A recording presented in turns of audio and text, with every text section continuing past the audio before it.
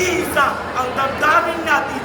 Kaya pinaglaban ni Vinson, isang wika, hindi banyaga, kundi sariling atin, bago sa ating katutumugan, at narinig ang kanyang tinig sa mga dokumento, sa mga papel ng kasaysayan, isang komisyon ang nalikha, isang hakbang para sa kinabukasan.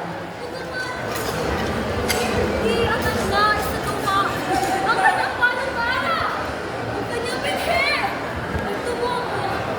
Sinunan. Isang ang kanyang managing inspirasyon sa mga susunod na henerasyon. Ang kanyang pagmamahal sa bayan ay nagsilbing tiwala sa matilim na lahat. Ito ang binhi ng pagkamansa.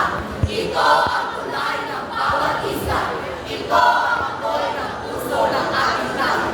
Mula sa kanyang panukala, sumilang ang batas, sumilang ang wikang pambansa, na ngayon tinatawag na Pilipino. Ngayon, sa ating pagdiriwang, sa ating pagbunta sa kananglahan ni Wenceslao Philippines, alalahanin natin ang nagsilbing binhi ng wikang pambansa. Ang kanyang ambag ay hindi mapapantayan. Ang kanyang pangalan ay mananatili sa ating puso. Isang simbolo ng pagkakaisa at pagmamahal sa inang bayan.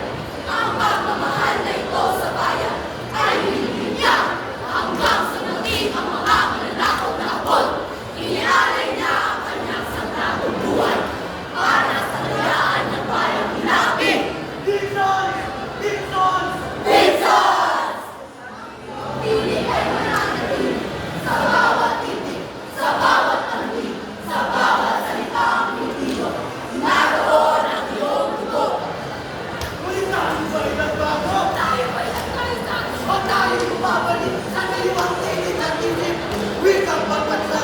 Imagnara! Kulturang Pilipino! Imagdiba! Ikaw na kabataan ngayon! Wika! Wika! Wika! Mahalin ang sariling atin. Masigaw ang sariling wika. Pilipino tayo. May sariling tinig. May sariling daman. Wenceslao Philippines! Bayani